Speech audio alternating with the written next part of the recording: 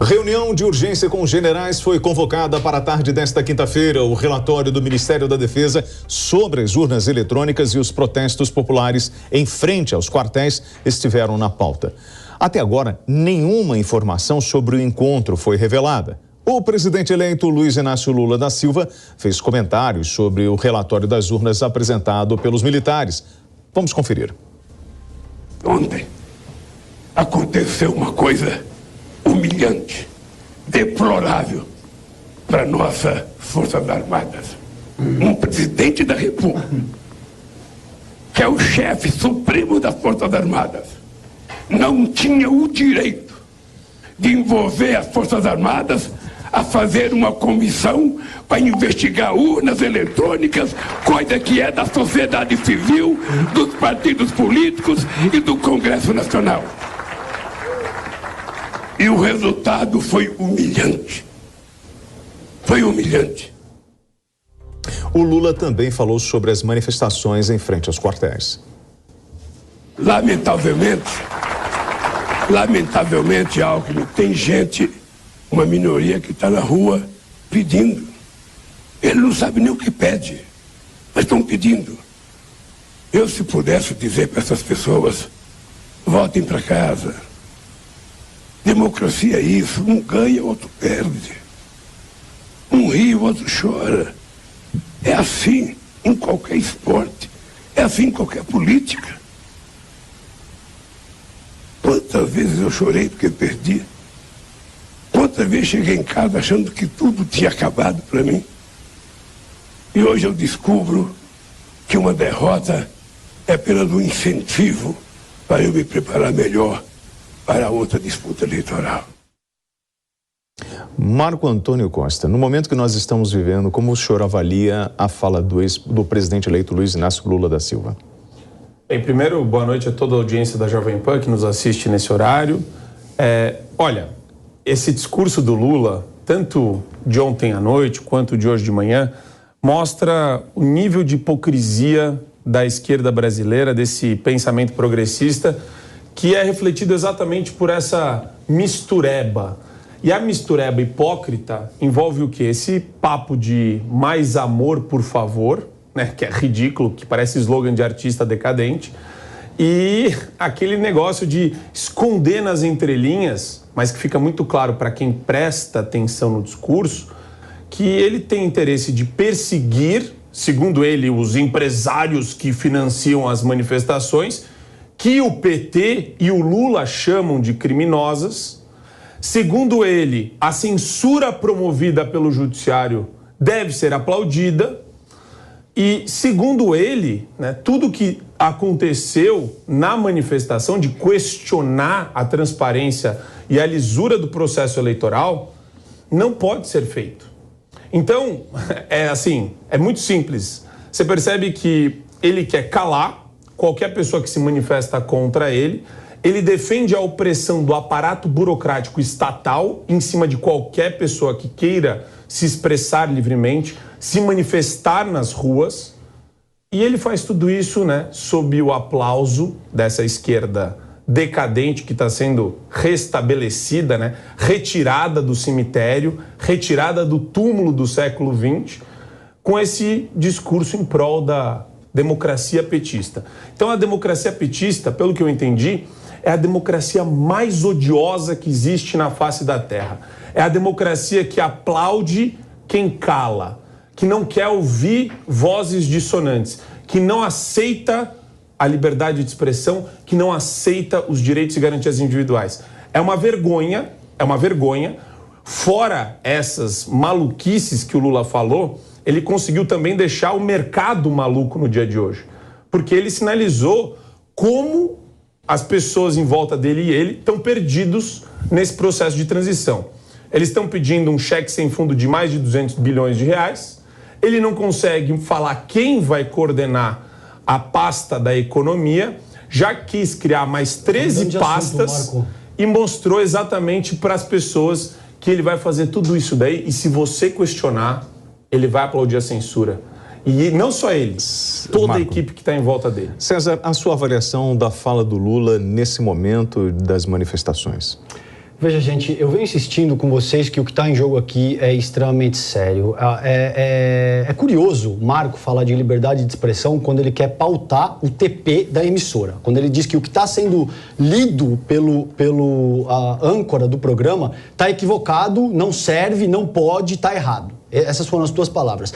Você se articula para falar de liberdade de expressão. Veja que curioso. Bom, o que você está fomentando aqui, porque você está numa posição absolutamente confortável, você está no estúdio, bem vestido, teu mocassinzinho, o teu terno, o lencinho no terno, entende? Você sai daqui, você vai jantar no Figueira Rubaiá, enfim, você está fomentando algo, você está assinando um cheque, Marco Antônio, que não é da tua conta que o valor sai. Você não foi para a porta de quartel utilizar banheiro químico e passar a noite dormindo em barraca para pedir golpe. Sabe o que você faz? Você passa cera no cabelo, vem para o estúdio, fomenta um golpe de Estado e não tem que arcar com consequência de absolutamente nada. A tua vida, se estoura um golpe de Estado nesse país, vai continuar a mesma coisa. Você vem de uma família abastada, você pode pegar um voo e ir para a Europa, e ir para os Estados Unidos. Se estourar um regime... Não é engraçado isso. Cara, César... Espera um pouquinho, você falou 4 minutos, eu não te interrompi uma única vez.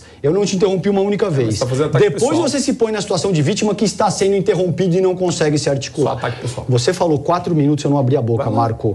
Veja, não é um ataque pessoal, é uma materialidade factual que você está fomentando um processo que não estoura nas suas costas. E você está numa posição absolutamente confortável, porque, de muitas maneiras, a situação te favorece. Você é amigo da família Bolsonaro, cara. Você é amigo do Eduardo Bolsonaro. Então, de muitas maneiras, você está defendendo os teus interesses próprios. Eu sei que as pessoas que me assistem nesse momento, a ampla maioria discorda da minha visão política, tá? Eu sei disso. Agora, tomem muito cuidado com o que vocês vão fomentar, porque a maioria também não está na situação do Marco Antônio. Vocês vão se colocar numa situação absurdamente complicada se estourar efetivamente um golpe de Estado. Não sou eu que estou dizendo, Marco. Infelizmente, antes de você nascer, você deve ter nascido ali em 87, 88. Antes de você nascer, houve um golpe militar, que é o que você está fomentando no Brasil.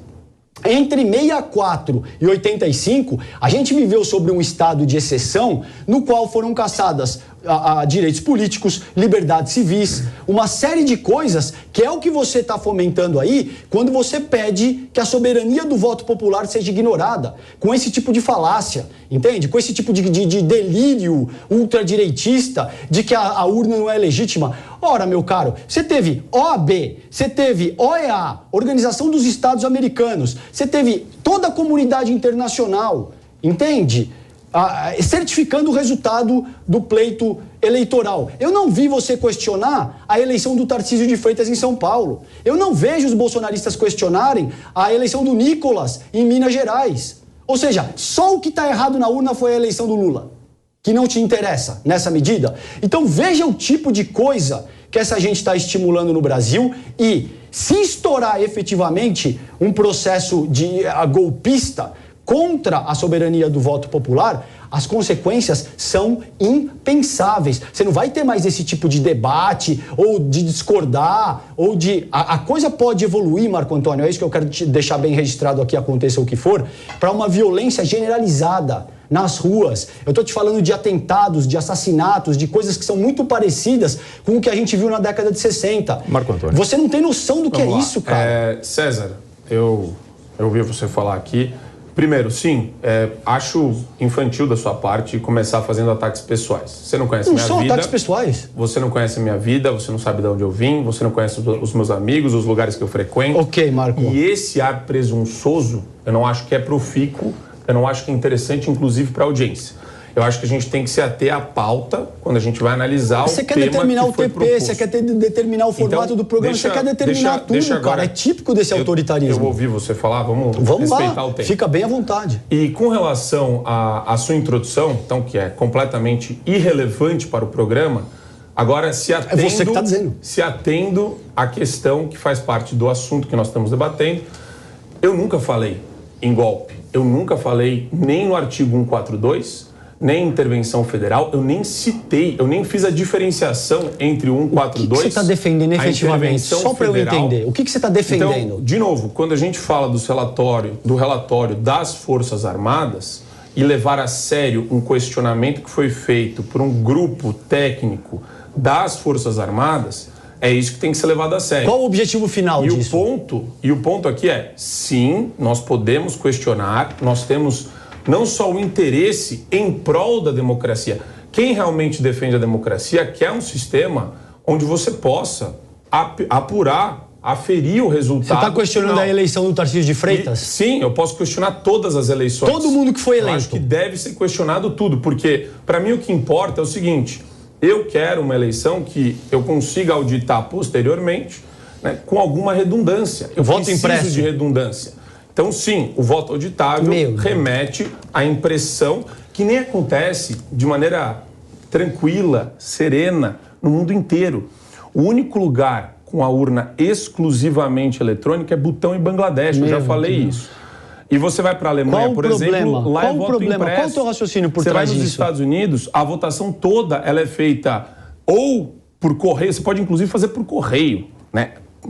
Você tem todo um formulário que você preenche e envia, ou você vai, faz a votação eletrônica, que imprime esse formulário gigante, você confere a prova e ele é depositado numa urna lacrada. Então, eu não tenho problema algum em questionar o sistema. E se vocês estivessem questionando o sistema e ele fosse fechado, de novo, a integridade da minha razão aqui está nesse sentido. Eu aplaudiria, eu falaria, poxa, de fato, não dá para fazer recontagem de votos no nosso sistema, ele é fechado. E quando você cita essas entidades que não têm qualquer legitimidade ou qualquer credibilidade ou competência para analisar a eleição, pode ser qualquer entidade estrangeira, pode ser a OAB. Imagina, a OAB não se manifestou com uma porta. Você é advogado, você diz que a OAB não tem nenhuma legitimidade. O Conselho Federal da OAB tinha que se ater com temas relacionados a direitos e garantias individuais. Enquanto jurista, o Conselho Federal você diz que a OAB... Só para concluir, já te passo a palavra. Você está monopolizando o tempo. O Conselho Federal da OAB deveria se ater a temas de relevância jurídica, onde eles têm a competência para opinar, como, por exemplo, a censura de conservadores, a perseguição de conservadores, a censura à Jovem Pan. Esses são temas adstritos à competência da OAB. Quando você trata de um nível técnico desse, a OAB não tem equipe técnica para fazer essa análise. Então, Marco, o parecer emitido pela OAB tem caráter eminentemente político e, portanto, não tem relevância. Este é o ponto. Veja, tudo o que é dissonante para ti é censura. Absolutamente tudo. É por isso que você quer pautar o teleprompter da emissora e você reage de uma maneira bastante complicada quando isso não é feito, interrompendo o próprio William, dizendo que não, isso aí é assim não. Qualquer coisa que te seja antagônica, você não sabe dar com antagonismo. Por quê? Nenhum ultradireitista sabe. Entende? O que está em jogo aqui é que fundamentalmente criou-se uma mágoa em virtude de uma derrota. Vocês não aceitam a derrota que se promoveu nas urnas e você está disposto a literalmente tacar fogo na República por causa disso. É óbvio que você está disposto a fazer isso, como eu te disse quando você disse que eu estava fazendo ataques de ordem pessoal, e não é o caso. Eu só estou pontuando tudo isso porque você não está na linha de frente. Porque você não vai, a tua vida, se estourar um golpe de Estado no Brasil, não vai mudar, Marco. Você pega um voo, vai embora e acabou. Você não vai ter que arcar com a consequência.